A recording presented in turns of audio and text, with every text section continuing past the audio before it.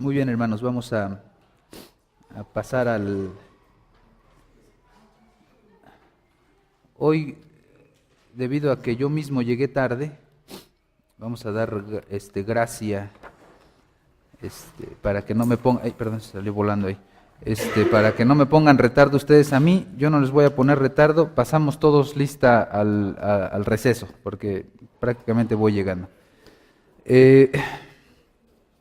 Vamos a comenzar con las epístolas, aunque me parece que nos quedó un tema pendiente, el tema de cómo interpretamos el libro de Hechos en los problemas, ¿cómo les llaman? Las dificultades clave.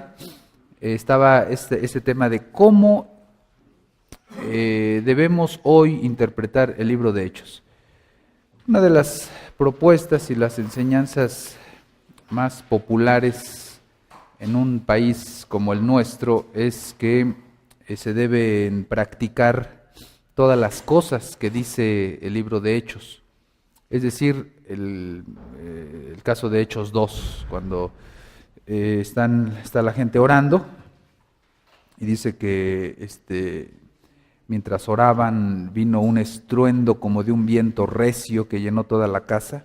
Noten que no dice que vino un viento recio, sino que el estruendo era como de un viento recio que llenó toda la casa y bueno, ustedes saben, termina ese relato diciendo que fueron llenos del Espíritu Santo y hablaban en lenguas como el Espíritu les daba que hablasen. Entonces, una de las interpretaciones que se da a eso es que hoy los cristianos debemos buscar esas experiencias, que busquemos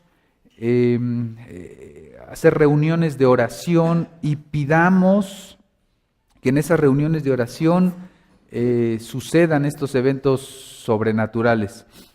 No es el único, porque se acuerdan que más adelante cuando ya se había amenazado a los cristianos a que se callaran, dice que los cristianos se reunieron en una casa y estuvieron orando a Dios, pidiéndole al Señor que les diera libertad para predicar la palabra. Y entonces mientras oraban otra vez sucedió básicamente lo mismo, con la excepción de que ahí no hablaban en lenguas, pero sucedió algo también espectacular, todos fueron llenos del Espíritu Santo. Entonces estas experiencias o esas descripciones históricas hacen pensar a muchos grupos cristianos que es lo que debemos buscar el día de hoy, que tenemos que hacer reuniones, a veces se les llama reuniones de avivamiento o reuniones donde se derrama el Espíritu o la unción, debido a que la iglesia de Hechos hacía o tenía esas prácticas. Sin embargo, siempre tenemos que recordar el género de cada literatura para poder nosotros interpretar y sacar enseñanzas de un libro. Es básico, por eso es que se comienza el seminario con el panorama, porque es básico que cada uno de nosotros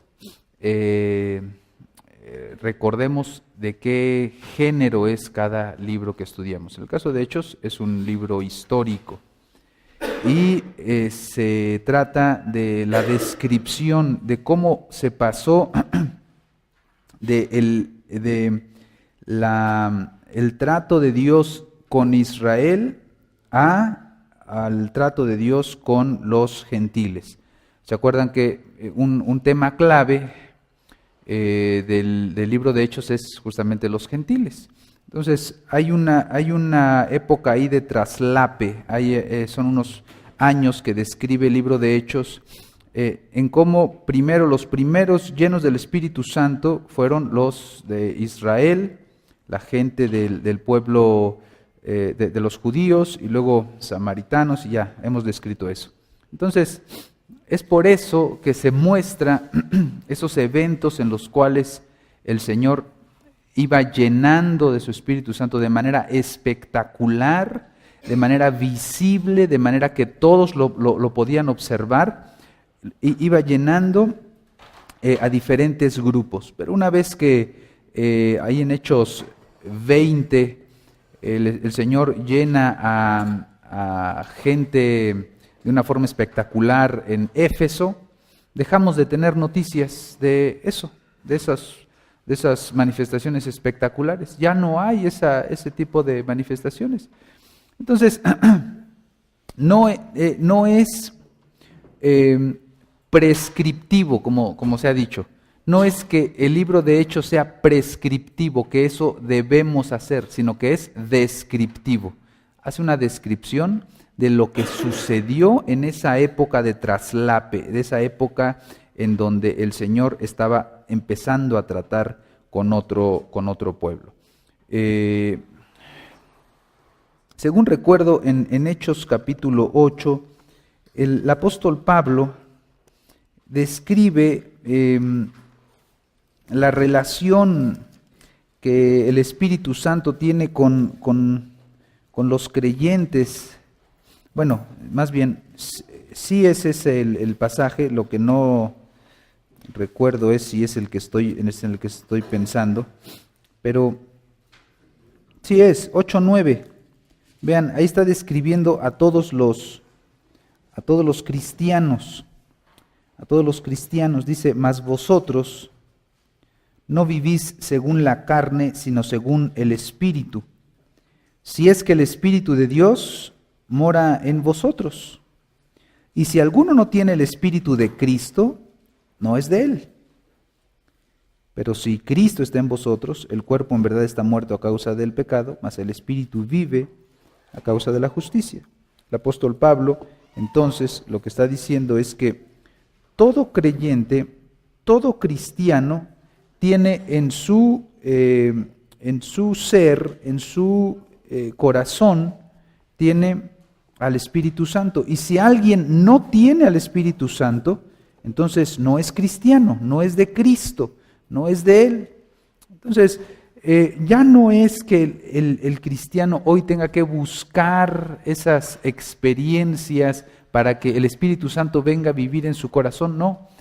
Porque el cristiano, desde que es cristiano, ya tiene al Espíritu Santo, ya está el Señor morando en él. Entonces, no es una prescripción, sino una descripción.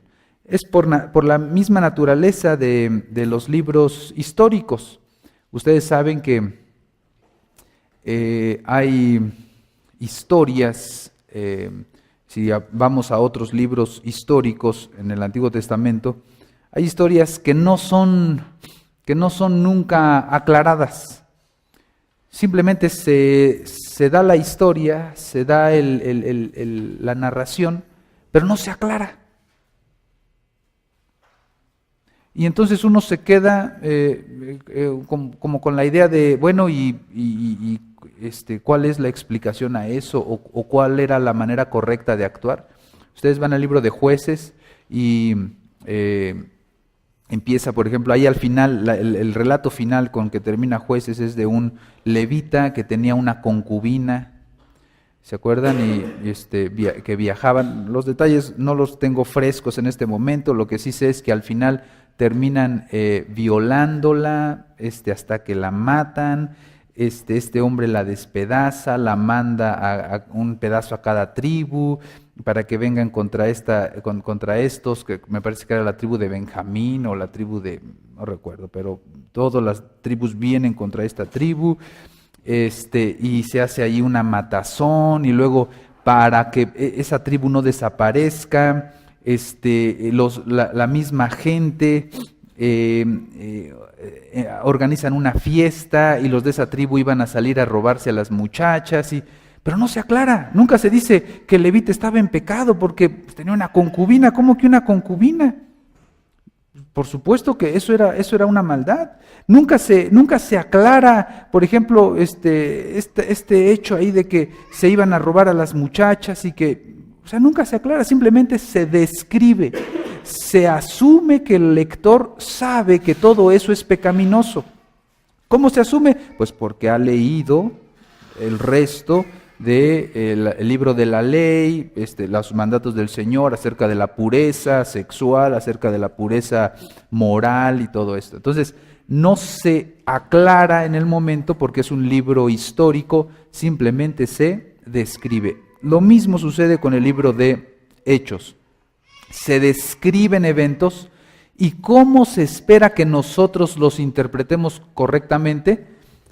¿Cómo interpretamos nosotros el libro de Hechos? A través de las epístolas, a través de las epístolas. Nosotros tenemos que interpretar Hechos usando las epístolas, no viceversa. Entonces, las prácticas que están descritas en Hechos no son prescriptivas. Sin embargo, obviamente hay principios que debemos seguir, el evangelismo, el amor. Por ejemplo, hay un evento que se describe ahí en Hechos. Estamos hablando de cómo debemos interpretar Hechos y todo lo que se hizo ahí se tiene que practicar por la iglesia de hoy. ¿Se acuerdan que la iglesia se quería mucho, se amaban, se cuidaban, tenían comunión unos con otros? Y se describe hasta qué punto se querían. ¿Hasta qué punto se querían? Pues hasta el punto de que cuando había necesitados, la gente vendía sus propiedades y lo ponía a los pies de los apóstoles para que los apóstoles lo repartieran entre los necesitados. Ok, ¿es eso una práctica que debemos hacer hoy?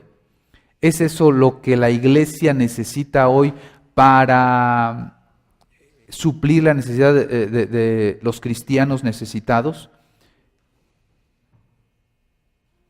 Si es eso, entonces estamos fallando, porque hay gente necesitada entre nosotros y algunos de nosotros tenemos propiedades.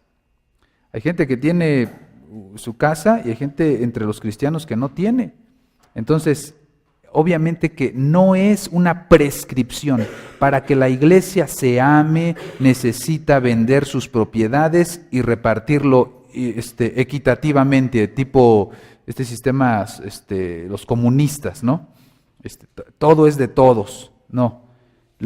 Simplemente lo que está enseñando el libro de Hechos es el amor entre cristianos, por supuesto, preocupándonos unos por otros. Hoy vamos no sé si hoy o mañana, a ver este libro de Santiago y esta instrucción que da de que si algún hermano viene a ti y tiene necesidad, no le digas, anda, ve y caliéntate y tú no le das nada, ¿no? Sí, preocuparnos, amarnos, cuidarnos, orar unos por otros. Sin embargo, esa fue una práctica que hizo la iglesia de Jerusalén que no necesariamente y no obligatoriamente debe seguir toda iglesia. Si se hace, bueno, que se haga conforme el Señor dé sabiduría a la iglesia, pero no es obligación ni prescripción para toda iglesia. Muy bien, hermanos, ahí cerramos con Hechos. Este era lo único que nos quedaba pendiente con el libro de Hechos. Si alguien tiene un comentario a ese respecto, que lo haga, y si no, entramos con una introducción a las epístolas. ¿No? Bueno, pues entonces vamos con esta introducción a las epístolas. Algo básico, digamos que es introducción a las epístolas en el grado 0. Tenemos que recordar que las epístolas fueron escritas para creyentes. Fueron escritas para creyentes. Esto es fundamental.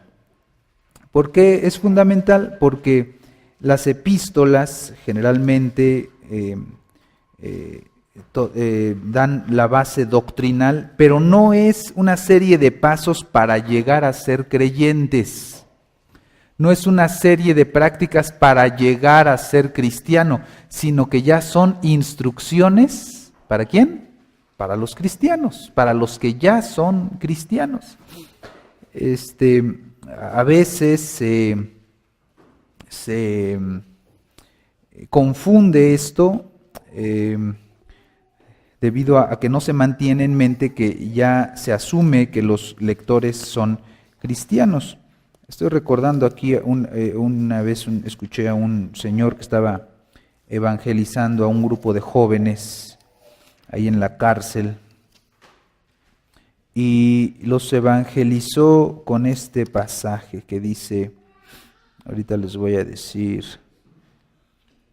ahí en 1 Tesalonicenses 5:12 dice, os rogamos hermanos, vean, que reconozcáis a los que trabajan entre vosotros y os presiden en el Señor y os amonestan, y que los tengáis en mucha estima y amor por causa de su obra.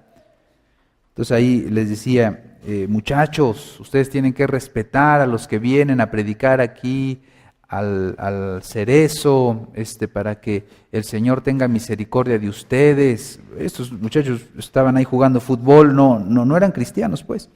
Luego dice, tened paz entre vosotros. No se anden peleando entre ustedes, no se anden agrediendo. El Señor dice que tengamos paz entre nosotros, por favor, muchachos. Y estaba usando, y aquí viene, sigue dando amonestaciones. Os rogamos, hermanos, que amonestéis a los ociosos, que alentéis a los de poco ánimo, que sostengáis a los débiles, que seáis pacientes para con todos. Mirad que ninguno pague a otro mal por mal, antes seguid siempre lo bueno uno para con otros y para con todos, estad siempre gozosos, orad sin cesar. Y todo eso se le decía a muchachos que no sabían nada del Evangelio, como una serie de normas para llegar a ser cristiano. Anímense unos a otros, pónganse a orar, estén siempre gozosos, y de esta manera él trataba de compartirles el Evangelio. Por supuesto, lo que le fallaba a este señor era recordar que las epístolas son para los creyentes, para las iglesias. Y de allí es que es importante para nosotros estudiar el contexto histórico de cada una de las epístolas. El contexto histórico de cada una de ellas para poder entender a qué apuntaban, cuál era la ideología que se tenía en una determinada ciudad. Ustedes seguramente han escuchado esa amonestación que el apóstol Pablo hace a las hermanas, donde Timoteo era el emisario apostólico, que era la iglesia de Éfeso, y les dice que no se peinaran con peinados ostentosos, ¿verdad? Bueno, literalmente en el idioma original dice que no se peinen con trencitas, que no se peinen con trencitas. ¿Y qué tienen de malo las trencitas? ¿Qué son diabólicas o es una forma ahí de idolatría? ¿O por qué las trencitas no? Entonces hay que entender el contexto de esa cultura para saber qué era, qué significaba esas trencitas. Obviamente no es de que estemos prohibiendo que las hermanas se hagan trenza, no hay nada de malo, pero había bueno,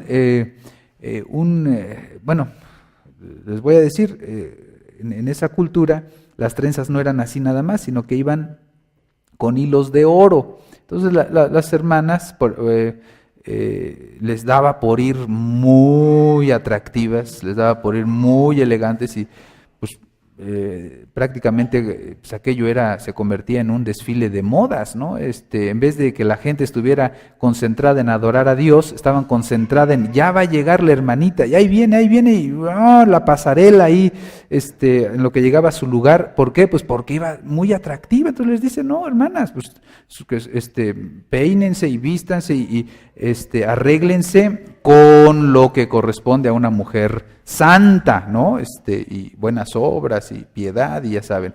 Entonces, hay que entender esos detalles de la cultura para que entendamos la enseñanza principal de algunos pasajes, y a veces algunas de las cosas controversiales desaparecen al entender el contexto cultural, el contexto histórico de esa epístola. Bueno, entonces vamos ahí con algunos detalles en general. Esto es una introducción a las epístolas en general. Aquí en primer lugar vamos a ver es el trasfondo histórico. Recordemos que ahí estamos, las epístolas fueron escritas en el trasfondo del Imperio Romano. Había comenzado siendo una república, pero en el 27 a.C. se convirtió en un imperio. Y poco a poco fueron conquistando mayor y mayor territorio. El territorio de Macedonia en el 168, el de Acaya en el 146, ahí tienen toda la lista hasta el número 6. No sé si eso lo tienen ahí, si tienen que llenar algo. No, ¿verdad? Está todo completo, entonces bueno, ahí lo tienen, lo pueden leer, pero básicamente lo que estamos ahí diciendo es la manera en que el Imperio Romano fue creciendo. Yo creo que le podemos ahí, hermano, como a enfocar, a ver si... Ándale, bueno, digo yo que estoy aquí a medio metro se ve mejor, pero seguramente los de hasta atrás ven exactamente lo mismo, ¿no? Pero yo de aquí lo veo bien. Si ustedes se dan cuenta, allí aparecen ya algunas, espérenme tantito, algunas ciudades que son conocidas para nosotros. Por ejemplo, aquí está Atenas, acá está Éfeso, acá al norte está Filipos, ¿qué más? ¿Qué más conocemos de ahí? Bueno, pues obviamente Jerusalén hasta acá, ¿no? Entonces, Antioquía al norte, ¿no? A ver, ¿dónde está Antioquía? Aquí está, sí, acá está Antioquía. Bueno, pero todo eso fue, estaba bajo el Imperio Romano. Yo, el énfasis solamente que quiero hacer es que eso fue lo que permitió que el apóstol Pablo y en general todos los apóstoles pudieran viajar libremente por el territorio, todo ese territorio, y predicaran el Evangelio, debido a que pertenecían al mismo imperio, que pertenecían todos a la misma, estaban todos bajo el mismo gobierno, y entonces se podía viajar libremente por todo el territorio sin que se sospechara que andaban espiando para el gobierno o judío, o que andaban espiando para conquistar un territorio diferente. No, eran todos bajo el Imperio Romano. Bueno, creo que traigo otro, perdón, ahí ya la regué. Bueno, ahí está. Tengo otro mapa ahí. Esta es la manera en que se fue expandiendo el territorio. Ahí ya incluso esta parte al norte que se llama Britania, ahí ya conquistada, ustedes saben, creció demasiado. Esta línea que está aquí fue porque cerca del año 1000 se dividió el Imperio Romano en dos. La parte oeste tenía su capital acá en Roma, y la parte este tenía su capital acá. ¿Dónde? Aquí, Bizancio. Bueno, básicamente, no, es más, si aquí hay algún hermano historiador, el otro día estaba yo ahí luchando una vez me invitaron a dar 2, 3 clases con los hermanos ya avanzados en la teología histórica, y estaba yo luchando con la filosofía griega, no me acuerdo qué tema estaba yo ahí sudando para explicar, y había un hermano que había estudiado esos temas, y pues prácticamente le dije, a ver hermano, pásale y explícanos, porque aquí estoy sudando y realmente no tengo los detalles, ¿no? Así que a lo mejor alguien sabe de la historia de los romanos, ahí cómo se fueron desarrollando, bueno, pueden abundar, ¿no? En cuanto escuchen si hay alguna incorrección, espero que no, aquí tengo los datos, pero también siéntanse en libertad. Bueno, Dimos la lista de los emperadores romanos. Estos son los emperadores romanos bajo los cuales se escribió el Nuevo Testamento. Todos estos emperadores romanos gobernaron mientras estaba escribiendo el Nuevo Testamento. Y en el primero, Octavio Augusto es el que está descrito, es el que gobernaba cuando nació nuestro Señor Jesucristo. Tiberio es el que gobernaba cuando murió nuestro Señor Jesucristo. Calígula era el gobernante cuando el ministerio apostólico empezó a esparcir el evangelio por Palestina. Claudio y Nerón fueron los que gobernaban cuando Pablo andaba ya predicando el evangelio. Y bueno, de ahí en adelante, Galba, Otón, Vitelio, Vespasiano, Tito y Domiciano eran los que gobernaban cuando ya el Nuevo Testamento empezaba a ser leído en algunas iglesias. La manera en que se dividían los territorios, el territorio del Imperio Romano, es que algunas provincias estaban bajo el control del Senado y otras estaban bajo el control directo del emperador.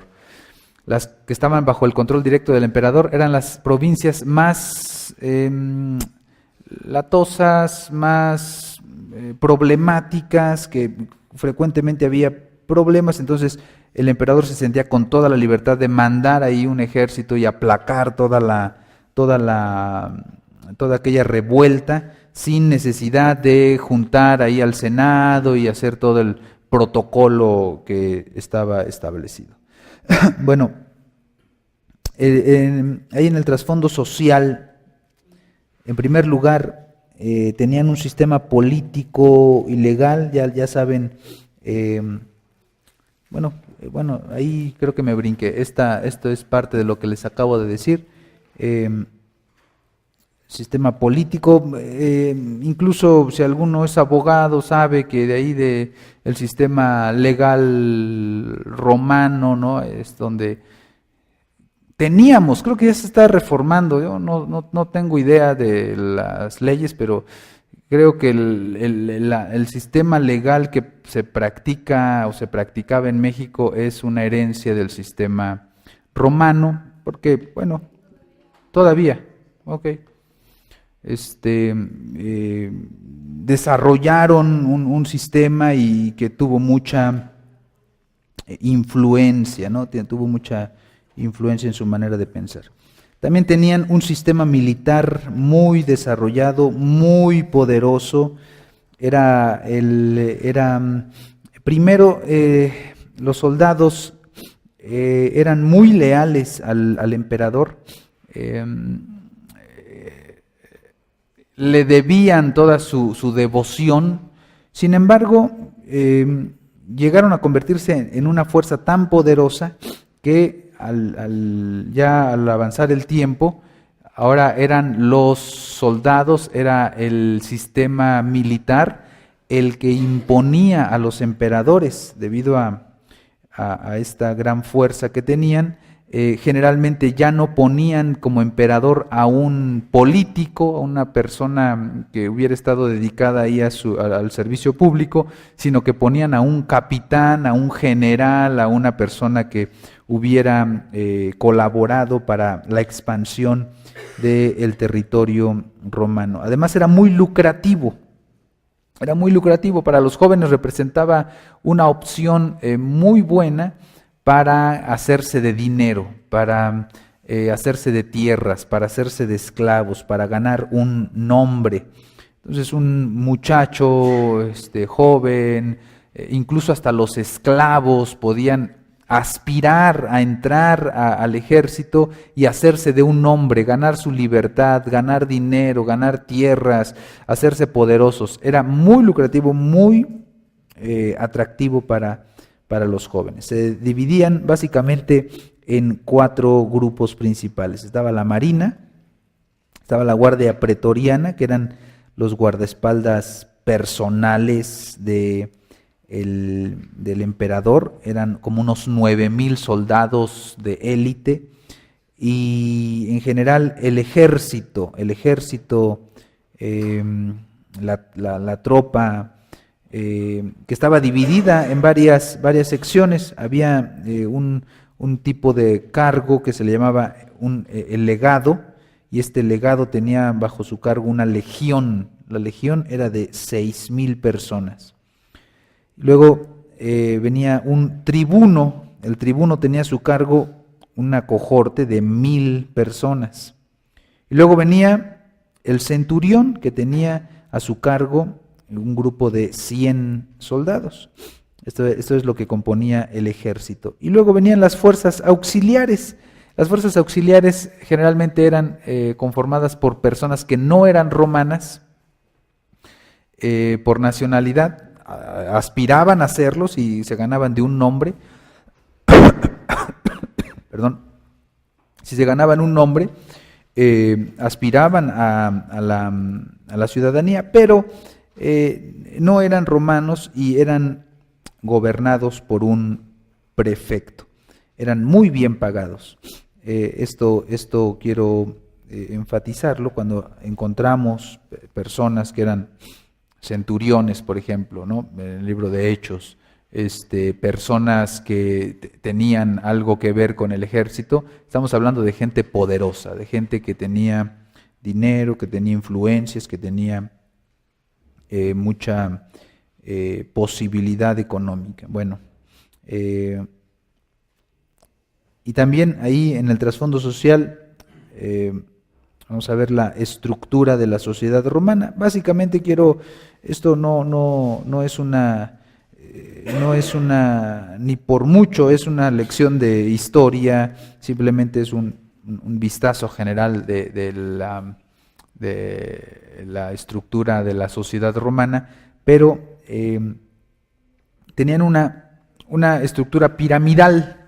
Hasta mero arriba, en la punta de la pirámide, estaba el emperador. Él era el que tenía todo poder. Incluso ahorita más adelante vamos a ver, era considerado un dios. En algún momento del Imperio Romano, el emperador se consideraba una encarnación, o era considerado como una representación de todos los dioses. Por eso cuando los cristianos se negaban a decirle Señor al emperador, se les consideraba ateos. ¿Por qué? Pues porque decían que no reconocían a todos los dioses. Bueno, entonces en la punta, en la parte de arriba estaba el emperador, y hasta abajo, la base de la pirámide, estaban los esclavos. Y en medio, ahí en el ínter, había varias clases sociales. Los amos, eran varias partes, pero lo que quiero enfatizar es esto.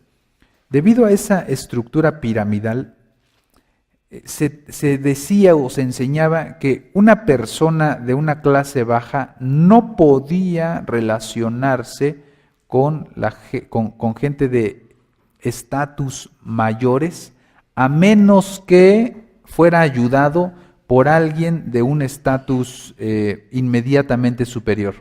Por ejemplo, un esclavo no podía relacionarse con un soldado si no era ayudado por su amo, que era el de estatus inmediatamente superior.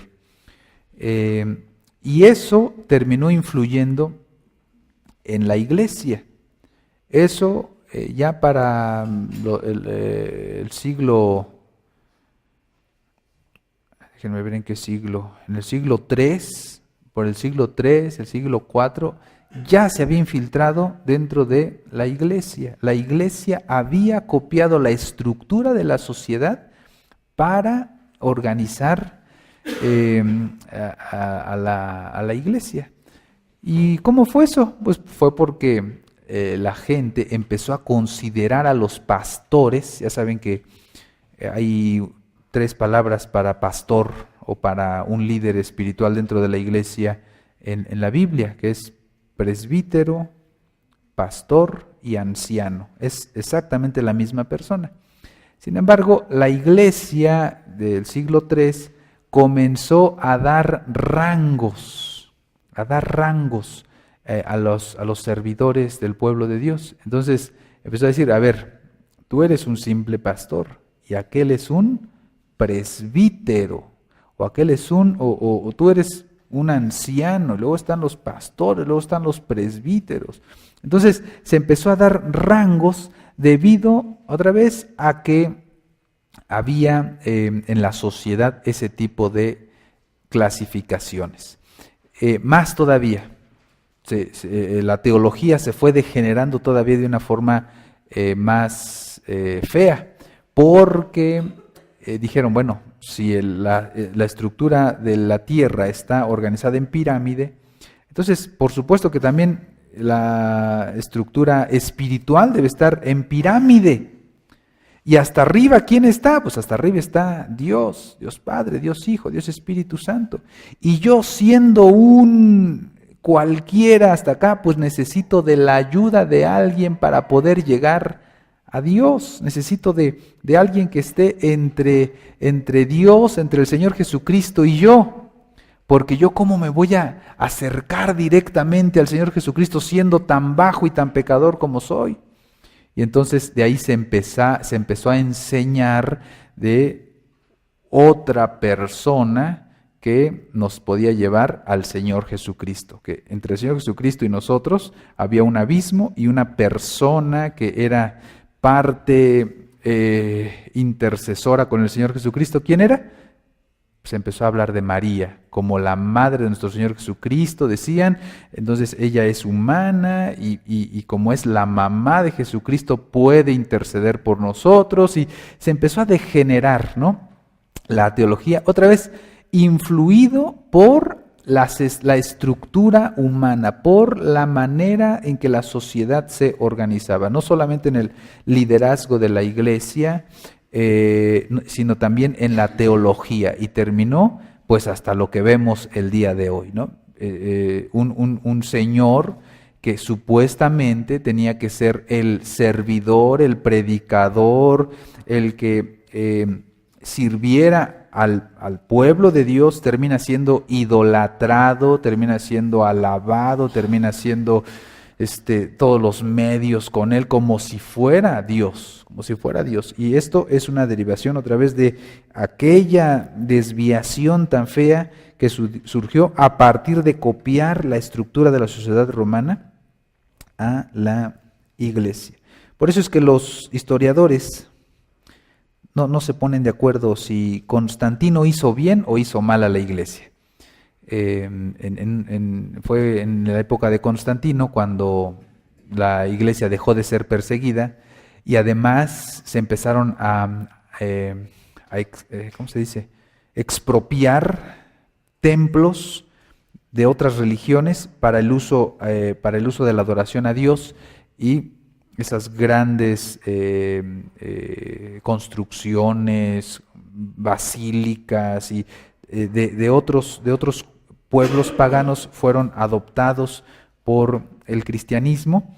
Antes se reunían en casitas, en construcciones muy sencillas, muy básicas, pero a partir de ahí se empezaron a hacer grandes templos, y entonces la iglesia comenzó a politizarse y comenzó a hacer una organización monstruosa que empezó a degenerar en todo eso. Sucedió en la época de Constantino, y aún algunos hay diferencias, no saben si fue para bien o para mal la intervención de Constantino. Bueno, el trasfondo religioso romano. Los dioses del Olimpo, los dioses olímpicos, eran 12, según recuerdo. Si no, ahorita nos va a corregir aquí las diapositivas. Puse ahí unas imágenes, las más decentes. No quisiera ofender ahí la conciencia de alguno de los hermanos. Puse algunas imágenes, pero quiero que recuerden o que mantengan en mente que los griegos tenían ya una gran gama de dioses a los cuales respetaban y adoraban y les tenían grande estima. Sí, hermano.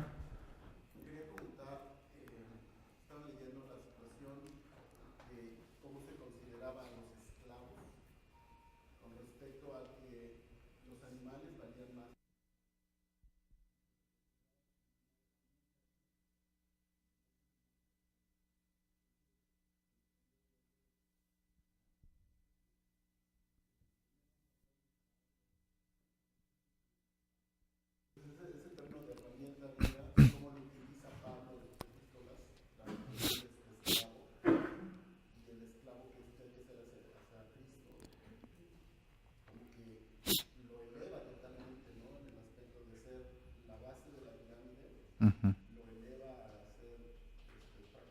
Sí, sí, y cuando escribe a Filemón, ¿no? Y le dice respecto a aquel esclavo Onésimo que se había escapado, dice, ya no lo recibas como esclavo, recíbelo como hermano, como hermano. Bueno, sí, definitivamente, y esto que está mencionando el hermano, hay eh, una observación a ese respecto, me parece que fue en la introducción, cuando arrancamos el curso, eh, que eso sirvió, ese aspecto cultural de la esclavitud sirvió para que el apóstol Pablo describiera nuestra relación con Cristo Jesús. Fue algo que el Señor usó para que nosotros entendiéramos cuál es nuestra relación con el Señor Jesucristo. Por eso le llaman muchas veces Señor en Hechos. Él es el Señor, Él es el amo, Él es el que manda. Por otro lado, convendría que estudiaran de manera mucho más detenida la cuestión de la esclavitud en aquel entonces. No era, esto quiero enfatizarlo, no era totalmente para un esclavo, no era totalmente degradante el ser esclavo. No en todos los casos era degradante, porque había esclavos que eran profesionistas. En las incursiones de los romanos llegaban ahí a alguna ciudad, alguna nación, en donde había un señor buenazo en matemáticas, por ejemplo, ¿no? Al álgebra o qué sé yo. Entonces, llevaban esclavos y a la hora de ponerlos a trabajar, decían, a ver, ¿tú qué? Pues yo soy buen maestro, yo sé tal. Ah, pues ¿sabes qué? Vente acá con los muchachos, con los niños a trabajar y a dar clases, ¿no? Se le daba su comida, se le daba su donde vivir y todo, y no era del todo degradante. En algunos casos incluso era hasta más productivo en cuestiones económicas ser esclavo que trabajar por tu cuenta, porque en algunas ocasiones cuando tú decías, ¿sabes qué? Ando quebrado, me voy a vender como esclavo, era casi como hacer un contrato. ¿Por qué? Porque decías, yo me quiero vender contigo como esclavo por 10 años. ¿Cuánto me das? Pues tanto, ok, se lo pagaban por adelantado y entonces él salía de sus compromisos económicos y sabía que 10 años se iba a dedicar a trabajar ahí con esa persona, no tenía derecho de salir, no tenía derecho sobre su voluntad, él hacía lo que le decían, él vivía donde le comía lo que le daban de comer, pero había arreglado su asunto económico. Si era libre, a lo mejor iba a andar ahí buscando trabajo, oye, entonces, en algunos casos sería bueno que se echaran un clavado en el sistema de esclavitud romano antiguo, porque a veces se descalifica el cristianismo porque no hay una condenación contra la esclavitud en la Biblia. ¿Se han dado cuenta? Hay gente que incluso dice, si Dios es tan bueno, ¿por qué es que en la Biblia nunca se condena la esclavitud? ¿Por qué no hay una condena? Y hasta la mencionan como lo que acaba de mencionar el hermano. Ahí se dice que somos esclavos de Cristo, pero ¿por qué se usa ese término tan degradante? Bueno, es que nosotros la esclavitud con la que tenemos contacto es con la esclavitud que nos describen en Hollywood, aquí de Estados Unidos, con los morenos, ¿no? Y esa forma en que los trataban como basura, ¿no? Bueno, pero no es ese el mismo sistema de esclavitud que se vivía en aquel entonces. Pero bueno, ahí para que lo tengan en mente, y cuando den una enseñanza o cuando se encuentren con eso, profundicen en la cuestión de la esclavitud. Bueno, entonces los griegos tenían sus dioses. Zeus, cuando los romanos conquistaron a los griegos, le cambiaron el nombre, y a fin de ser una especie de un sincretismo religioso. Vamos a unir, es lo mismo, nada más le cambiamos el nombre. Es Júpiter, y era el rey de los dioses, era el gobernante del monte Olimpo, el dios del cielo, el dios del trueno, el hijo menor de los titanes, Crono y Rea, y sus símbolos incluyen un rayo, un águila, un roble, un cetro, una balanza. Este era Zeus. Luego estaba el dios griego Hera, que se le cambió el nombre a Juno. Bueno, era una diosa, era la reina de los dioses, era la diosa del matrimonio, la diosa de la familia, y también era hija menor de Cronos y Rea, era esposa y hermana de Zeus, una relación incestuosa. Bueno, luego está Poseidón o Neptuno. Poseidón era para los griegos, Neptuno para los romanos, el señor de los mares. Luego hasta en las caricaturas, ¿no? La sirenita, creo que es el papá de la sirenita, para que lo ubiquen, si no lo conocían ahí. Era el que producía los terremotos, era el señor de los caballos, y bueno, ahí tenía una serie de atribuciones. Luego venía Dionisio o Baco, ese era el dios del vino. Pero aquí ya me atrasé.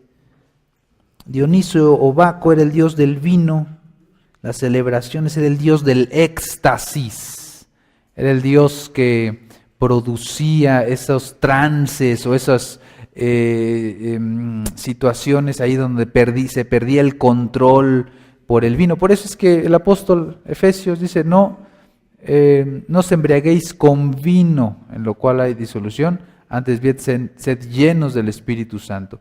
Como parte del culto pagano, generalmente se consumía vino a manera de entrar en trance o perder conciencia, y era una manera de adoración. Apolo, a ese le cambiaron el nombre a Febo, o en algunas ocasiones también se le mantuvo el nombre. Ese era el dios de la luz, del sol, el conocimiento, la música, la poesía, la profecía y el tiro con arco. Artemisa, esa la hemos escuchado de ella. ¿Por qué? Porque era la diosa que se adoraba ahí en Éfeso bajo el nombre de Diana. Diana, la diosa de Éfeso, esa era la diosa de la casa, la diosa de la virginidad, del parto. Ahí tenía una serie de símbolos con los que se representaba. Hermes se le cambió a Mercurio.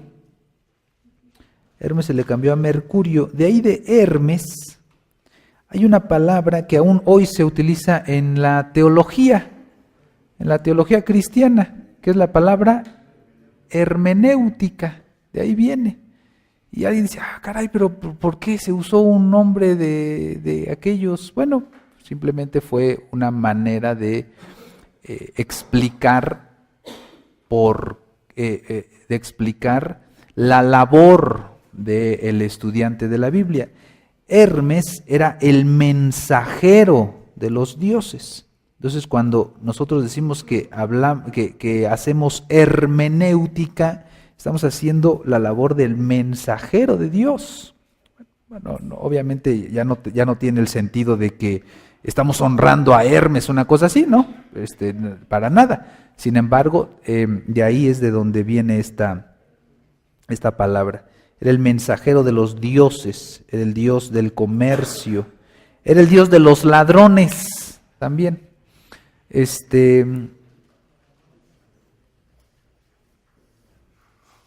Así como aquí en México, ¿no? También los ladrones se encomiendan y ahí tienen sus santos y sus imágenes y todo. Bueno, Hermes era el dios de los ladrones. Ajá. Sí.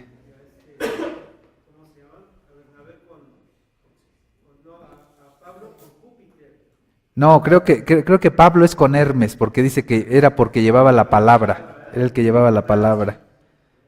Saber, para no estar inventando, vamos ahí a Hechos, ¿no? Hechos 13, o Hechos qué. A ver si alguien lo tiene, que nos lo lea.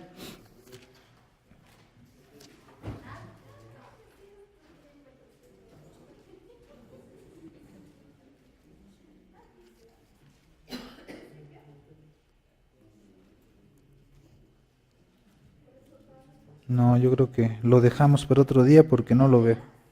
No, no es en Atenas.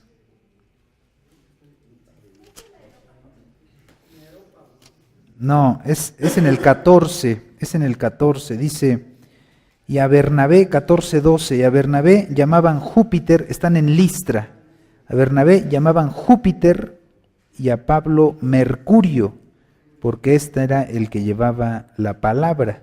Entonces, Mercurio a lo mejor no nos dice nada, pero si lo comparamos con que Mercurio es lo mismo que Hermes, entonces ya ahí más o menos tenemos una idea de Hermes, hermenéutica, es porque era el mensajero, era el que hablaba, era el que predicaba, y entonces por eso les pusieron esos nombres.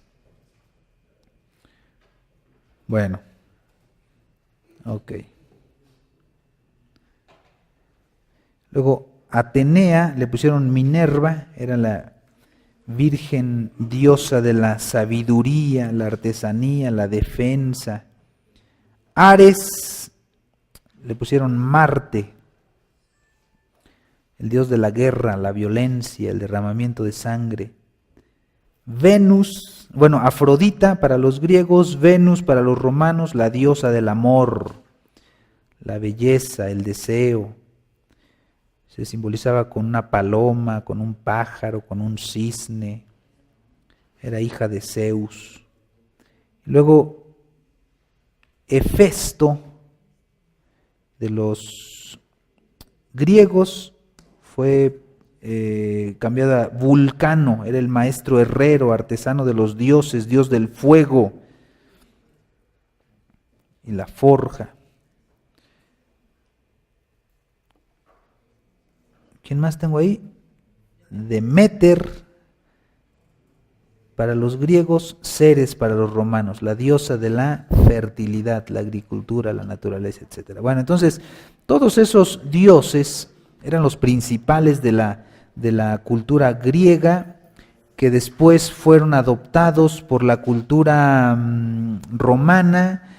Se hizo ahí un sincretismo, se unió para no entrar en problemas con la cultura griega, que era muy fuerte, que tenía mucha influencia en toda la región, y se unió y como si nada. De hecho, Satanás no tiene ningún problema en que los cristianos adopten sus prácticas, las prácticas idolátricas. Satanás no tiene ningún problema con eso. Él feliz de la vida con que los cristianos adopten prácticas mundanas. Pero por supuesto, nuestro Dios no tiene nada que ver, ni quiere que nosotros adoptemos esas prácticas. Les platicaba a los hermanos ayer en la iglesia que yo recuerdo un evento que a mí me llenó de, no sé si de tristeza o de coraje, cuando en una exposición cristiana, o cristiana por lo menos de nombre, así se llamaba, llegamos y estaban ahí en las Biblias, estaban allí unas muchachas, ¿no?, vestidas tipo edecán, así, como una edecán de las más destapadas, bailando al ritmo de unas alabanzas, de unas bonitas alabanzas, y diciendo: pasen hermanos, Biblias con descuento. Y, oye, pero ¿en qué momento a quién se le ocurrió mezclar la mercadotecnia de la sensualidad con la venta de Biblias, ¿no? O sea, ¿en qué cabeza calenturienta se le ocurrió, ¿no? Porque realmente, pues, nada que ver, ¿no? Entonces, esta manera de mezclar ahí cosas, pues por supuesto que Satanás y el mundo, pues, felices de la vida, ¿no? Pero el cristiano no tiene que mezclarse con eso. Bueno, ahí salió por la mezcla que se hizo de religiones. Y pues había un culto al emperador, y se esperaba. De hecho, Octavio fue el primer gobernante que se declaró emperador, y dijo que Octavio dijo que en él estaban representados los espíritus de los dioses adorados por su gente. Esa fue la manera en que se declaró el emperador. Dijo: aquí conmigo están presentes los espíritus de todos los dioses que mi pueblo adora. Y entonces la gente empezó a respetarlo por eso. Hubo otros emperadores que empezaron a ser considerados como la encarnación de los dioses, pero post-mortem, es decir, cuando fueron muertos, fueron venerados como encarnación de los dioses. Y otros emperadores como Calígula y Domiciano reclamaron este privilegio de ser adorados en vida.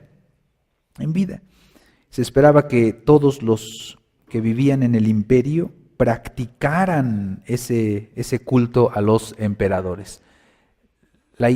Hubo generaciones de cristianos que pudieron haber evitado matanzas con simplemente decir: el César es Señor.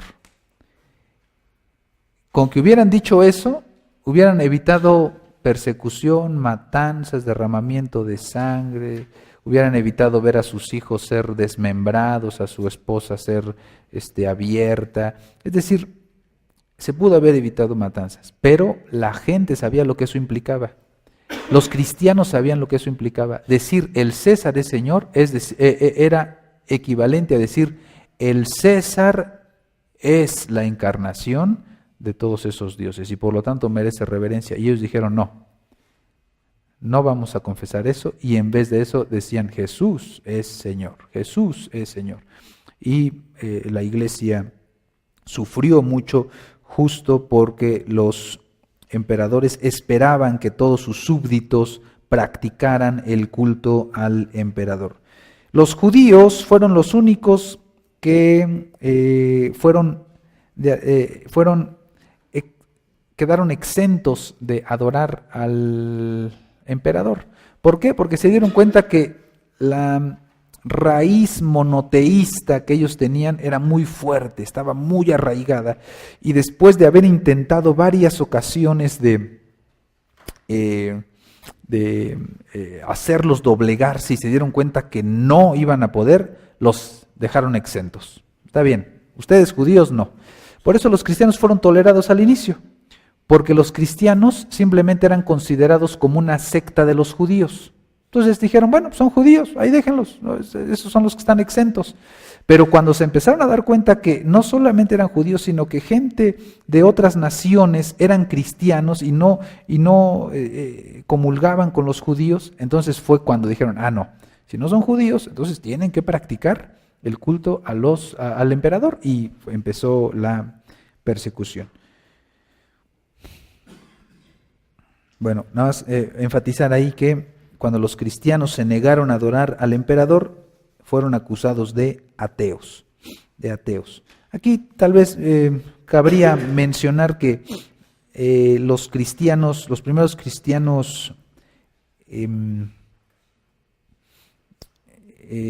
perseguidos tenían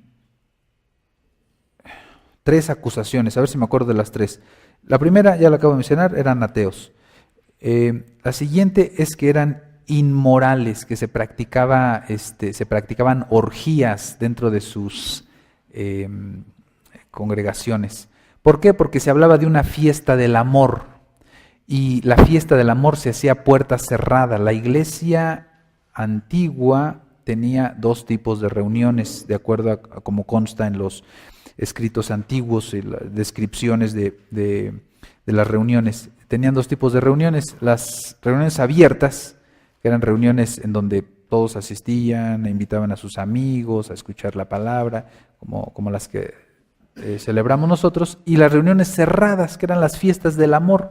Esas reuniones solamente los cristianos venían, y es donde participaban de la mesa del Señor.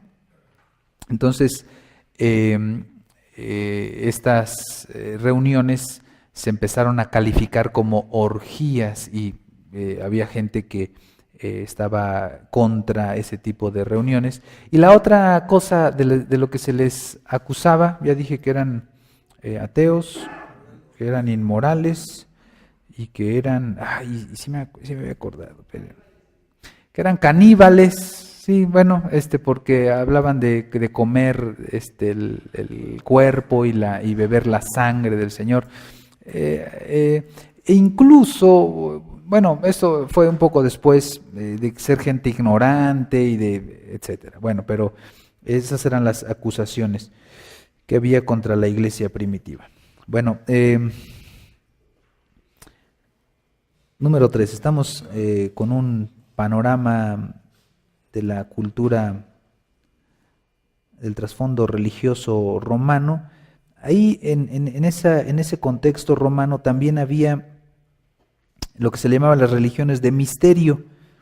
Esas religiones necesitaban iniciaciones para que pudieras entender los misterios concernientes a los dioses que adoraban. No cualquiera podía entenderlo, sino que necesitabas participar en un rito de iniciación. Y ellos no tenían ningún problema con participar del culto al emperador. De hecho, los primeros cristianos fueron considerados por los romanos como una de esas religiones de misterio.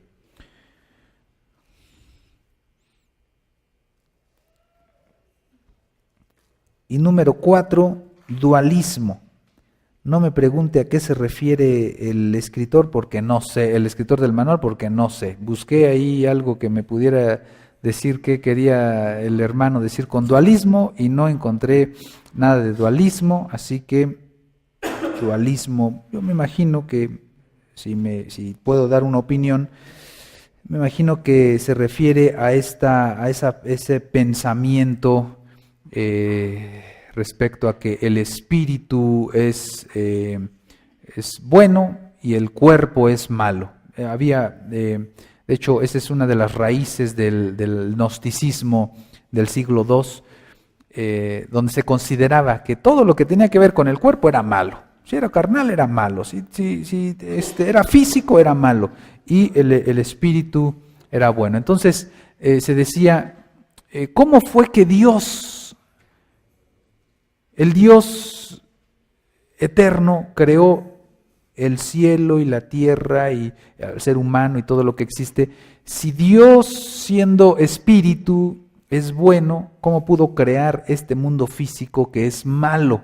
Entonces ahí venía una serie de teorías acerca de emanaciones de Dios, que Dios había tenido unas emanaciones y que esas emanaciones habían tenido otras emanaciones y otras emanaciones, y se había ido degradando la bondad del Espíritu de Dios hasta llegar a un espíritu, escuche esto y lo digo en tono lo más académico que se pueda para no causar confusión. Estos señores malvados, blasfemos, decían que se había degradado tanto las emanaciones del Dios Todopoderoso hasta que había llegado un espíritu lo suficientemente malo llamado Jehová, que había creado el cielo y la tierra y todo el mundo físico. Era blasfemia, pues eran cuestiones, explicaciones blasfemas lo que estos señores decían. Bueno, entonces creo que pudiera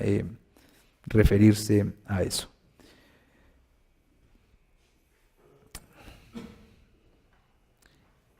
Ahora entramos con las epístolas del Nuevo Testamento.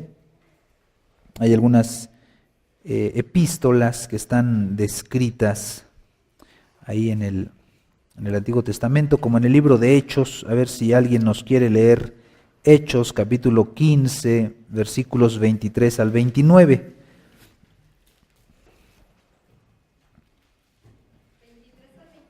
Ajá. A ver, desde el 22, hermana, para que... Sí.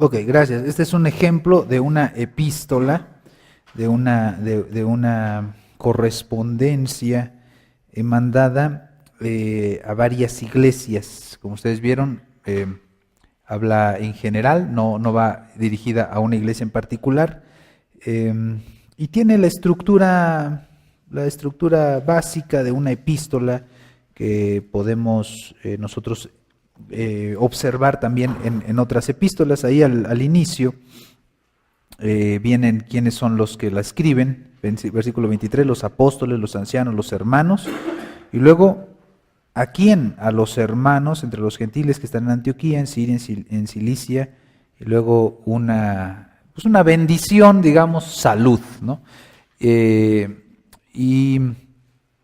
En las epístolas encontramos más o menos esa misma estructura, luego viene el cuerpo de la epístola y al final una despedida, pasadlo bien.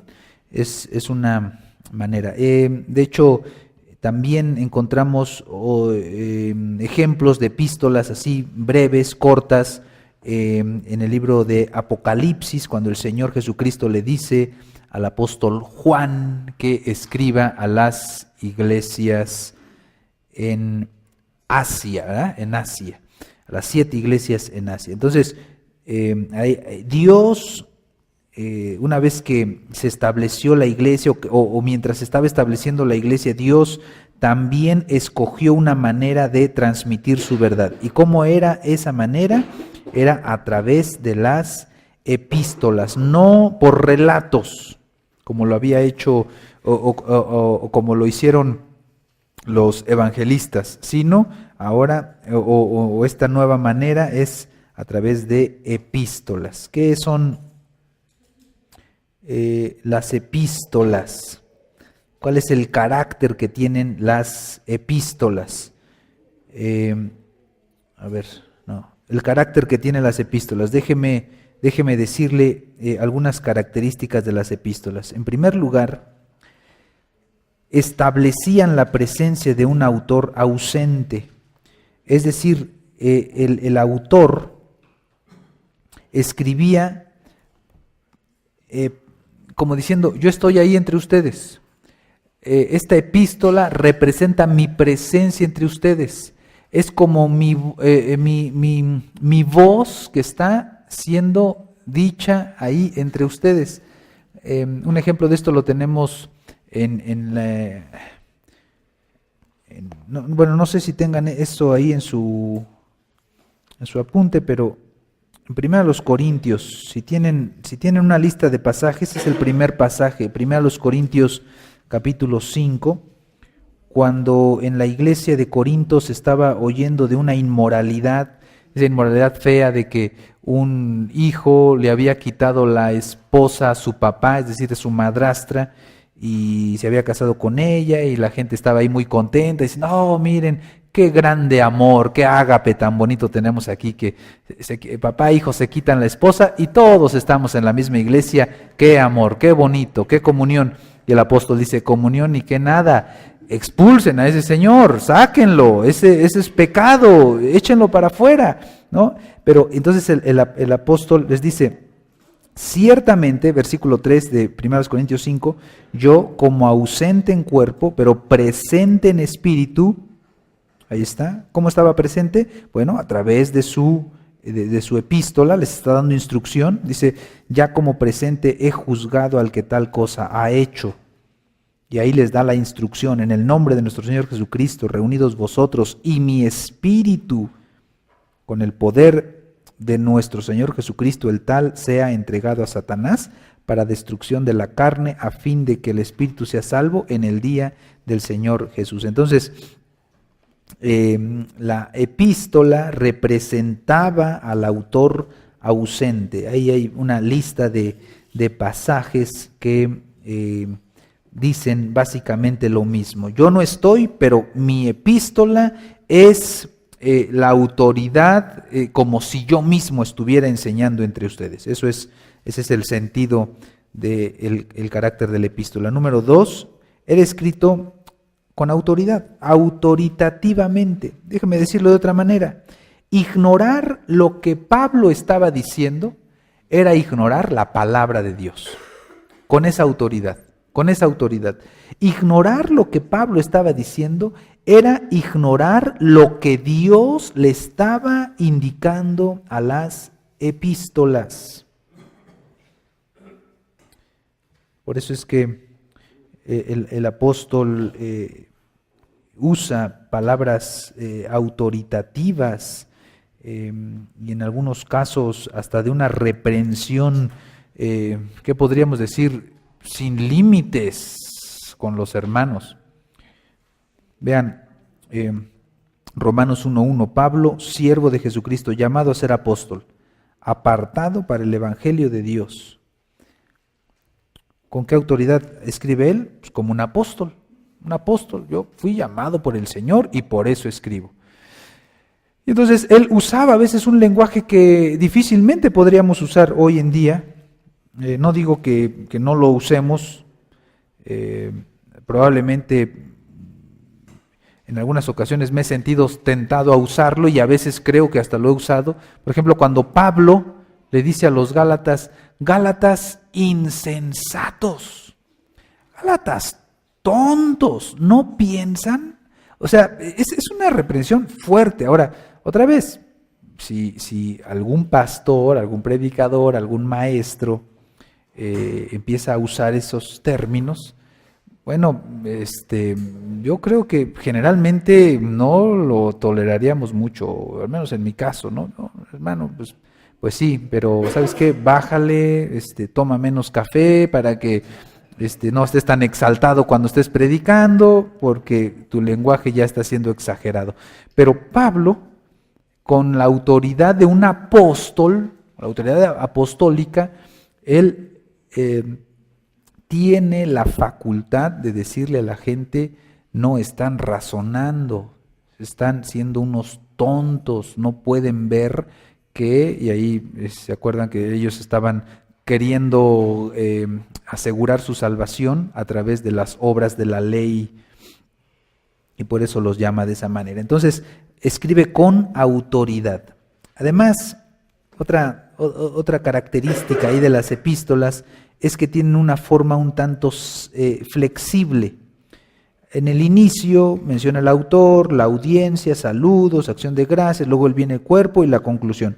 Pero a veces se siente un poco libre la manera de escribir. En el caso de la epístola que estoy mencionando, de los Gálatas, no hay oración, no hay acción de gracias, simplemente pasa directo a lo que voy a escribir, porque me urge arreglar ese tema, ¿no? Nada más dice: Pablo, apóstol de Jesucristo, estoy tan maravillado de que se hayan desviado tan rápidamente del evangelio que les fue predicado.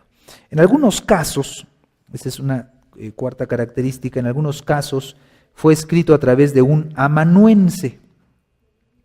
Que era un amanuense, era una persona que escribía lo que el autor iba dictando. De hecho, se piensa, leí en algún lado, no recuerdo dónde, se piensa que muchos de estos escritos eran dictados a la manera, no sé si han visto ahí en películas de aquella época, de un maestro que va caminando de un lado para otro, que va pensando y va ahí diciendo lo que va pensando, y el amanuense va capturando las ideas. Entonces se piensa que Pablo pudo haber usado esa técnica, simplemente como disertando, como dejando que sus pensamientos fueran ahí, inspirado obviamente, o palabras inspiradas por el Señor, iba pensando en esos temas, y el amanuense iba capturando eso. ¿Y por qué se piensa eso? Se piensa eso porque Pablo de repente cambia de tema bruscamente, como que hace paréntesis larguísimos. Entonces, seguramente, como a usted y a mí nos pasa, estamos pensando en algo y se le viene algo a la mente y empieza a disertar de eso, y luego, a ver dónde me quedé, sí, estaba hablando de tal cosa, y hay como especie de paréntesis en sus escritos, seguramente por esta manera en que él iba dictando sus epístolas. Amanuenses famosos, amanuenses conocidos, está uno que se llamaba Epafras o Epafrodito, es el mismo.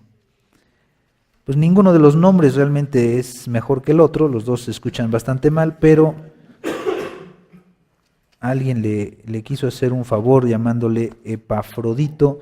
Romanos 16, 22. No, este es otro, este es Tercio. Dice: yo, Tercio, que escribí la epístola, os saludo en el Señor. ¿No? Bueno, a ver, ahorita les corrijo. Creo que no era Epafras el que estaba, el que era amanuense, pero ahorita corregimos. En este caso, Romanos fue escrito a través de un amanuense llamado Tercio. En el caso de Gálatas, capítulo 6, fue escrito por... no creo que no sabemos aquí, pero al final Pablo le dice a su amanuense: a ver, préstame la pluma, y entonces dice: mirad con cuán grandes letras os escribo, de mi propia mano. Y ahí empieza a hacer un resumen de la epístola con su propia mano. ¿Por qué con letras grandes? ¿Por qué con letras grandotas? Porque Pablo escribía con letras grandotas, dicen. Yo una vez, y eso es lo que yo uso como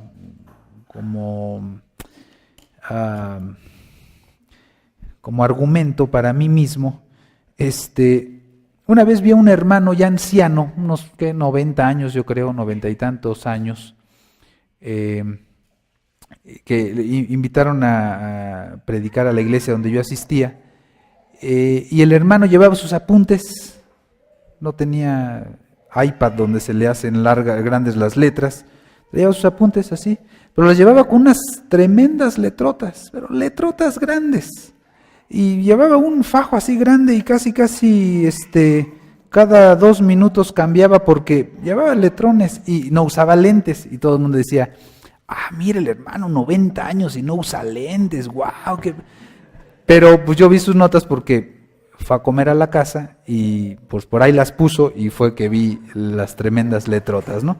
Bueno, esa es una de las pruebas que se da supuestamente para argumentar que Pablo estaba enfermo de la vista. Se ha hablado mucho de eso, que probablemente será el aguijón en su carne. Entonces cuando dice, miren, a ver, préstame la pluma, miren con qué letrotas les escribo. Todos los que quieren agradar al Señor, o todos los que quieren agradar a la carne, no pueden agradar al Señor, pero ese es un argumento. Bueno, pero el caso es que seguramente había otro por ahí escribiendo. Finalmente, y antes de irnos a receso, 2 Tesalonicenses capítulo 3 también fue escrito por otro, 2 Tesalonicenses 3:17. No, ese no es, ¿verdad? Dice, ¿en dónde dice, hermano? ¿En qué versículo es? De mí, pero el saludo, ¿verdad? Pero no dice quién. Ok, bueno, entonces otra vez ahí el saludo lo escribió de su propia mano, asumiendo que el resto lo escribió otra persona. Bueno, vámonos a receso, hermanos. Ahorita retomamos este tema. O más bien regresamos con el examen, ¿no? No, 15 minutos. Al cuarto para las 9, quien quiera ya hacer su examen viene y lo pide, pero 15 minutitos de gracia. Aquí ponemos la lista, la epístola por otra persona. En el caso, por ejemplo, hay 2 epístolas que fueron llevadas por unas personas, sí, ¿verdad? En el caso de Colosenses y Filemón fueron llevadas las 2 por la misma persona. Allí va Onésimo, y claramente se dice en la epístola que ellos eran los portadores, los portadores de esas epístolas. Bueno, tenían una cualidad de que eran dictadas de una forma natural, como hablado, ya habíamos mencionado eso, es otra de las características. Se dictaban en un tono casual, ahí como si estuviera platicando el autor, muy en confianza. Y la última, y que creo que es una de las más importantes, es que tenían un origen ocasional. Este término de que tenían un origen ocasional quiere decir que había una situación que originaba las epístolas en general. Cuando Pablo escribía, no escribía nada más para ver no escribía en términos generales por si hubiera algún problema en la iglesia o porque quería escribirles ahí de algo que traía en la mente. No. Pablo escribió porque se enteraba que en tal o cual iglesia había un problema específico. Y entonces, problemas específicos, y entonces escribía para abordar esos problemas, para corregir esas deficiencias doctrinales o de práctica en las iglesias. Eso es lo que significa ocasional, que hubo una ocasión o que hubo una situación que las originó. Entonces, hay casos en los que la ocasión es muy clara, e incluso el mismo apóstol Pablo hace ver, en cuanto escribe, hace notar cuál es la ocasión que lo llevó a escribir. Por ejemplo, cuando escribe Primera Tesalonicenses. Escribe, esa para mí es la epístola más amable de todas, la Primera Tesalonicenses. Hermanos, estoy feliz de escuchar de ustedes. Me lleno de gozo y no ceso de dar gracias a Dios por ustedes. Y Pablo a los tesalonicenses les escribe de esa manera. ¿Por qué? Pues porque había llegado Timoteo, ahí en Corinto había llegado Timoteo con noticias de la iglesia de Tesalónica. Pablo pensaba que en Tesalónica los hermanos, como había estado muy poquito tiempo con ellos, los hermanos se habían dispersado, por la persecución había desaparecido la iglesia. Manda a Timoteo a preguntar por la iglesia y regresa con buenas noticias. Entonces Pablo está feliz y no se cansa de decir a cada momento en 1 Tesalonicenses: hermanos, estoy feliz, no dejo de dar gracias a Dios. Hermanos, cuánto los quiero, cuánto los amo. Es clarísima la epístola, la ocasión a 1 Tesalonicenses. Sin embargo, hay un detalle que se deja ver en 1 Tesalonicenses, y es que había hermanos que habían malentendido el aspecto de la segunda venida del Señor. Y entonces se alcanza a notar ahí el capítulo 4 que el apóstol Pablo les dice: a ver, hermano, nada más no quiero que ignoren acerca de los que duermen, tal y tal. Les empieza ahí a explicar. Pero ya para la segunda a Tesalonicenses, ahora sí, ya está un poco más molesto. ¿Por qué? Pues porque a pesar de la instrucción que les había mandado en la primera epístola, de todos modos la gente seguía malentendiendo. Y entonces ya en la segunda epístola, en el capítulo 3, dice: miren, si alguien sigue de desordenado, no se junten con él. Ya se ve que cambia el tono, y la ocasión también queda muy clara. Queda muy marcado que Pablo está corrigiendo de manera directa lo que en la primera epístola solamente mencionó como una enseñanza general. Entonces, cuando uno aborda las epístolas, creo que en general uno puede, si es cuidadoso, uno puede darse cuenta de cuál es la ocasión que generó esa epístola. Bueno, entonces eso es lo que significa que es ocasional. Ahora, sí, hermano. Hablando de las epístolas, Pablo fue el fundador de todas estas cartas, de las diferentes epístolas. Él fundó esas iglesias, ¿verdad? En algunos casos, sí. En la mayoría. Entonces, ya esas iglesias tenían un pastor, como en el caso de Juan Timoteo, ¿no? Entonces, ¿ya todas las iglesias tenían pastor en ese momento? ¿O cómo fungía Pablo al enviar esas cartas? ¿Como el pastor de todas esas iglesias? ¿O cómo lo usó Dios? ¿O qué posición tenía Pablo en ese momento? Si las iglesias ya tenían pastor, ayudaba a los pastores, les exhortaba. Bueno, Timoteo era un joven, ¿no? Su experiencia como pastor, pero ¿cómo fungía Pablo? Sí, bueno, Pablo fungía en su autoridad apostólica única, por supuesto, porque después de que terminaron los apóstoles, ya no hubo una tal cadena apostólica o sucesión apostólica, simplemente eran los apóstoles. Entonces Pablo, como apóstol, escribe a las iglesias, y los pastores, debido a que lo que Pablo decía era revelación de Dios, era palabra de Dios, los pastores tenían que sujetarse a la palabra de Dios hablada por el apóstol Pablo. Entonces, escribía en calidad de su autoridad apostólica, pero sí tenían sus pastores en muchos casos. Sí, hermano, con gusto. Entonces, las epístolas que son más difíciles de interpretar, como la epístola a los hebreos, es justamente porque no sabemos cuál fue la ocasión que la originó. Es más, no sabemos quién la escribió. Entonces, y no sabemos ni a quién se le escribieron, ¿no? Entonces, eso es lo que hace difícil, si se dan cuenta. Hebreos es una de esas epístolas que levanta controversias, y probablemente las que más controversias tiene, justo porque no sabemos esas cosas.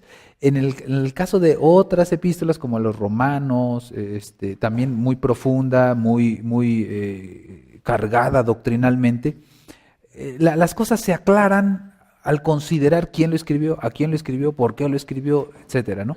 Pero Hebreos, como no sabemos eso, entonces se nos hace un tanto complicado al abordar ciertos pasajes. Ya saben, Hebreos 6, ¿no? Cuando dice que es imposible que los que probaron las bendiciones, bueno, no sé si dice bendiciones a ver, ya sabe, para no inventar tenemos que ir ahí. Ese no me lo he memorizado, pero a ver, no inventemos. Vamos ahí a Hebreos 6. Dice, es imposible, 6:4, es imposible que los que una vez fueron iluminados y gustaron del don celestial y fueron hechos partícipes del Espíritu Santo, y asimismo gustaron de la buena palabra de Dios y los poderes del siglo venidero y recayeron. Es imposible, ese es el contexto, es imposible que sean otra vez renovados para arrepentimiento, crucificando de nuevo para sí mismos al Hijo de Dios y exponiéndole a vituperio. ¿A quién se refiere? ¿Y qué significa eso? Es que ya eran cristianos, que no eran cristianos, que entonces, como no sabemos a qué iglesia, cuál era su situación, cuál era la calidad espiritual de esa iglesia, entonces ahí es donde vienen estas discusiones. Hay pasajes oscuros como este. El principio para interpretación simplemente es lo que dicen otros pasajes claros acerca de la salvación. Este pasaje realmente, de hecho, nunca dice que estos eran salvos, dice que fueron iluminados, dice que participaron del Espíritu Santo, dice que disfrutaron de la buena palabra, pero nunca dice ahí que fueron salvados o que fueron salvos o que eran redimidos. Eso no lo dice. Entonces, esa es una interpretación que algunas personas hacen, pero no lo dice. Entonces, lo que tenemos que hacer es estos pasajes que no son claros, explícitos, directos, interpretarlos a la luz de otros pasajes que son claros. Si los hermanos van a opinar de Hebreos 6, nos vamos a desviar, pero como ya me dijeron que yo no soy su profesor de Nuevo Testamento 2, se la voy a dejar al profesor que va a venir para que él se eche su round con ustedes, ¿eh? No, pero a ver, 2 comentarios y seguimos. A ver, hermano, sí.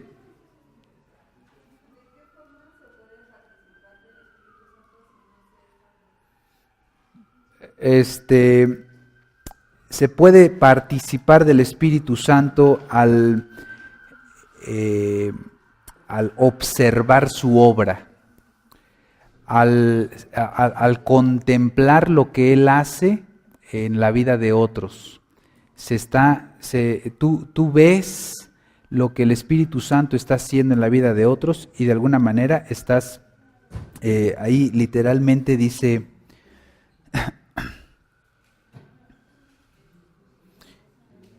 y fueron hechos partícipes del Espíritu Santo.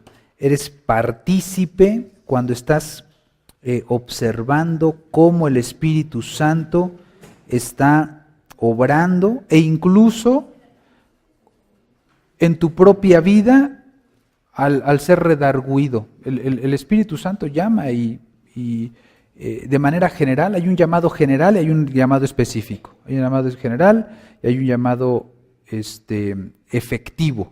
Bueno, el Señor llama de manera general. Entonces, al estar escuchando la palabra de Dios y cuando te das cuenta que eres pecador, pero te rehusas, bueno, el Espíritu Santo estuvo llamando de manera general y participaste tú de eso y te rehusaste, ¿no? Entonces, esa es una manera. Y hay otras cosas ahí que dice de los dones también, al ver la manera en que el Señor estaba obrando. Generalmente, como se traduce, como se interpreta este pasaje, es gente que vio, que oyó, que participó en una iglesia, que escuchó todo el mensaje, que estuvo dentro de una organización cristiana, de una iglesia, que no se le encubrió nada. Él vio cómo Dios transforma vidas, él escuchó de la palabra de Dios, por eso dice también que participó de la buena palabra, escuchó la buena palabra, hizo todo con los cristianos y al final dice, no es para mí, y se va.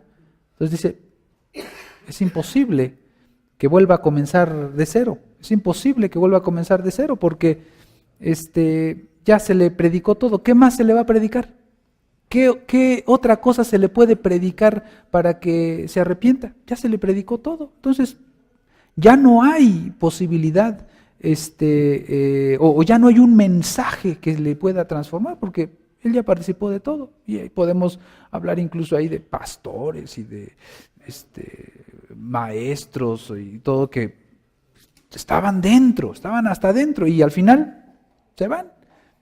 ¿Qué se les predica a ellos? Se les va a predicar, por eso dice, ni modo que crucifiquemos otra vez a Jesucristo y se les vuelva a predicar otra crucifixión. Ya no se puede, ya no hay mensaje para ellos, hermano. Porque no eran, claro, sí. Así es. Bueno, entonces, a ver, hermano. No se conoce, no con certeza. Hay proponentes que dicen que fue Pablo, otros que fue Apolos, otros incluso Lucas, dicen que fue Lucas, pero no se sabe. Sí, hermano Francisco. Nunca fueron salvados, nunca fueron salvados. Sí, hermano.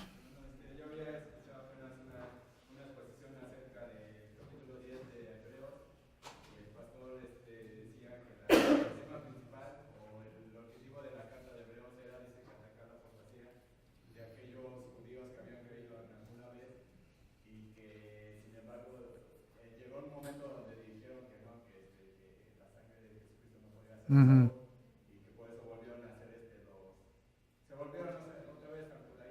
Uh-huh.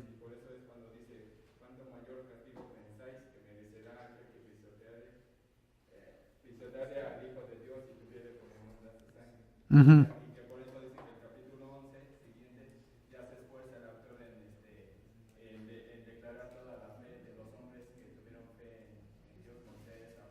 Sí, de acuerdo.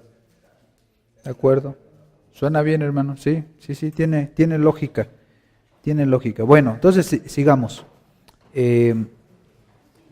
Todo esto salió por lo situacional o la ocasión de las epístolas. La importancia de las epístolas. Son importantes las epístolas porque cuando estamos leyendo las epístolas, estamos escuchando a los apóstoles hablarle a las iglesias. Es la voz del apóstol Pablo. Obviamente lo que el Señor le había dicho, le está hablando a las iglesias. En últimas cuentas es Dios hablándole a las iglesias, Dios corrigiendo las situaciones problemáticas en la iglesia. Cuando estamos predicando, por ejemplo, lo que escribió Pablo, lo que escribió Pedro, estamos predicando lo que Dios les estaba diciendo a las iglesias, es la palabra de Dios. Bueno, por eso es importante la lectura y predicación de las epístolas, porque leemos a los apóstoles hablándole a las iglesias.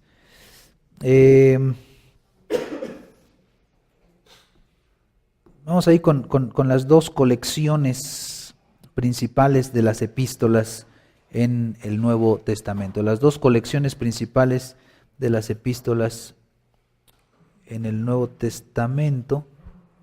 A ver, creo que puse aquí una tablita, espérenme. Sí, la colección paulina, esa la tienen también, ¿no? Esa tablita la tienen completa, no hay que llenar nada, no. Bueno, ahí está. Entonces, soteriológico. Soteriológico quiere decir lo que tiene que ver con la salvación. Soteria, creo que es salvación. Soter, salvador. Creo, Entonces, de ahí viene soteriológico, lo que tiene que ver con nuestra salvación. Romanos, 1 y 2 Corintios y Gálatas. Cristológico, ¿quién es Jesucristo? Efesios, Filipenses y particularmente a mí se me hace que Colosenses es, desde mi punto de vista, la epístola más cristocéntrica y que más, de una manera más hermosa y bella describe la personalidad de Jesucristo. Colosenses, desde mi punto de vista. Un dato ahí, un dato que voy a mencionar cuando lleguemos a Colosenses, es que Colosas o la iglesia de los Colosenses era una iglesia bien pequeña, una iglesia bien chiquita, y Pablo escribe a una iglesia pequeña una hermosa epístola, hablando de Jesucristo. Y creo que, bueno, después abundo en eso. Es escatología, que tiene que ver con las últimas cosas, 1 y 2 Tesalonicenses, y eclesiológico, lo que tiene que ver con la organización de la iglesia, 1, 2 Timoteo, Tito y Filemón. Por cierto, ustedes saben que hubo otras epístolas que no están incluidas. El Señor, en su providencia, en su sabiduría, solo conservó 13. Y la colección no paulina.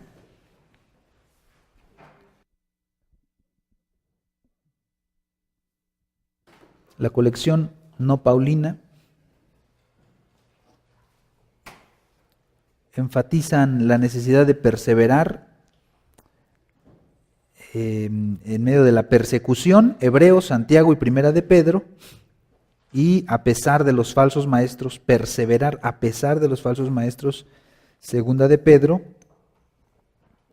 Primera, Segunda y Tercera de Juan y Judas. En términos generales, ya saben que hay otros temas, otras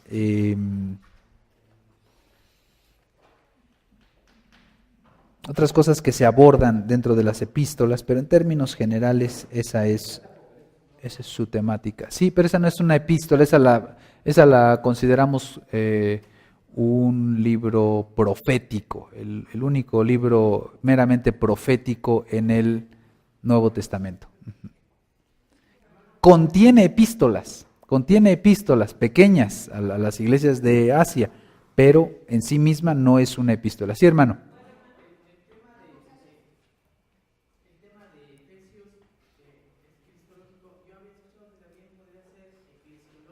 Sí, también. Yo creo que aquí lo consideraron como cristológico porque enfatiza mucho en Él, en Cristo, en Él, ¿no? Pero, ¿en dónde lo clasificarías tú? ¿En eclesiología? Sí, yo creo que también en alguna ocasión que prediqué de Efesios, y creo que también ahí lo clasifiqué, sobre todo porque la primera parte de Efesios son puras declaraciones de cosas que ya sucedieron, que Dios ya hizo en Cristo Jesús, cosas que Dios hizo en nosotros. Y luego la segunda parte es lo que nos corresponde a nosotros, son órdenes para nosotros. Entonces esa parte de las órdenes pudiera ser como de eclesiología, pero bueno, otra vez en términos generales, así es como lo estamos clasificando. ahí vamos a parar, hasta ahí vamos a parar para mañana ir directo a Santiago y abordarlo toda la clase. Nada más quiero comentarles que el siguiente curso comienza el 4 de abril. Alguien me había preguntado, no recuerdo quién, y me revisé el calendario. Entonces, el 4 de abril comienza el Panorama del Nuevo Testamento 2.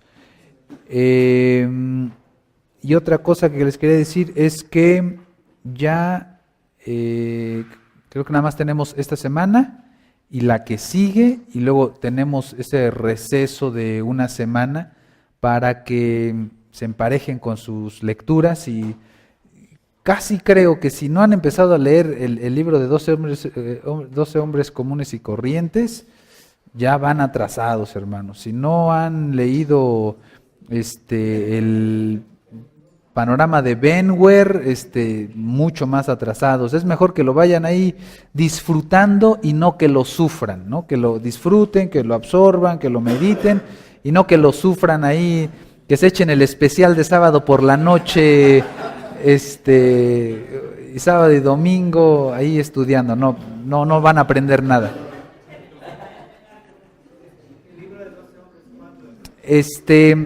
Quedé de confirmarles, la verdad es que no estoy seguro, porque el día que estaba programado que terminábamos nuestro curso es el día que va a venir el hermano Miguel Núñez.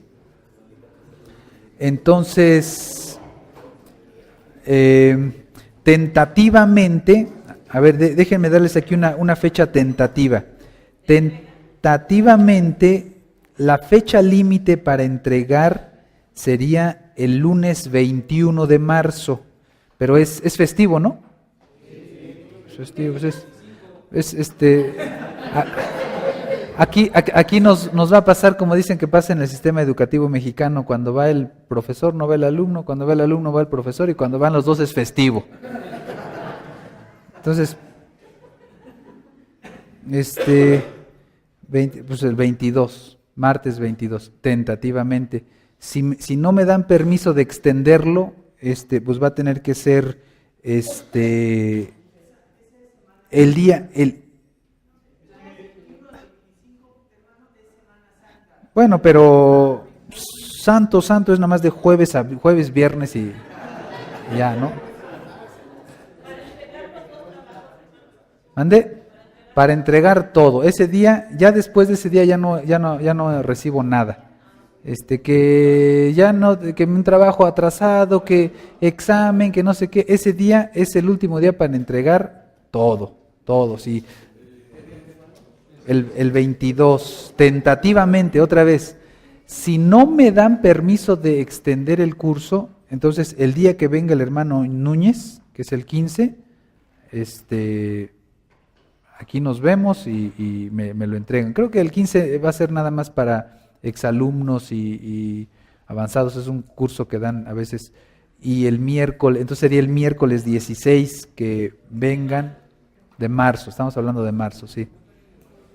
Pero yo les confirmo, no les puedo asegurar nada, porque necesito preguntar eso. No lo he preguntado, la verdad.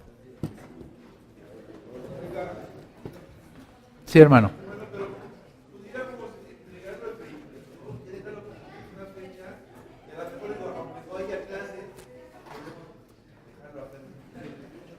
No, pero es que el día que entreguen, escuchen con atención por favor, para que después no me digan que no les dije. El día que ustedes entreguen, ese día vamos a hacer el examen. Vamos a hacer el examen correspondiente, creo que es Romanos, exactamente. Entonces, depende mucho de ese día. Entonces, el hermano proponía que, ¿por qué no lo...?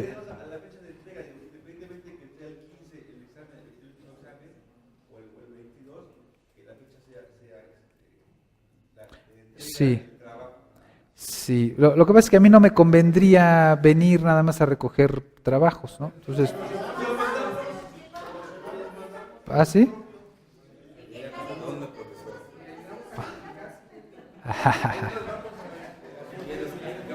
Bueno, déjenme, lo medito, lo consulto con la almohada y les comento mañana.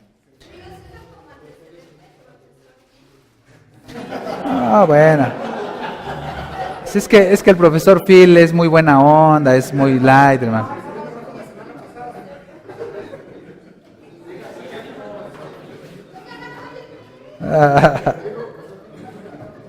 Bueno, mañana seguimos platicando de esto. Vamos a orar, vamos a orar.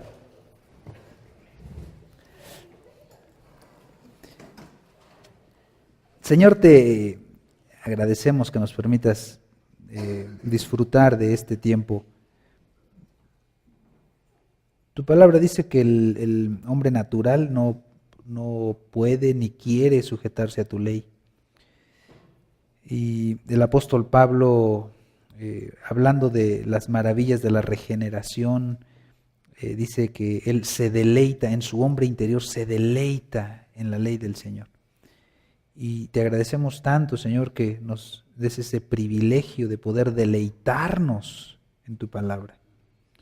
Hay gente que ni quiere escucharla siquiera, ya no estudiarla, sino ni siquiera quiere escucharla, Señor, y que hayas tenido misericordia de nosotros, que hayas redimido nuestra alma, que nos hayas rescatado.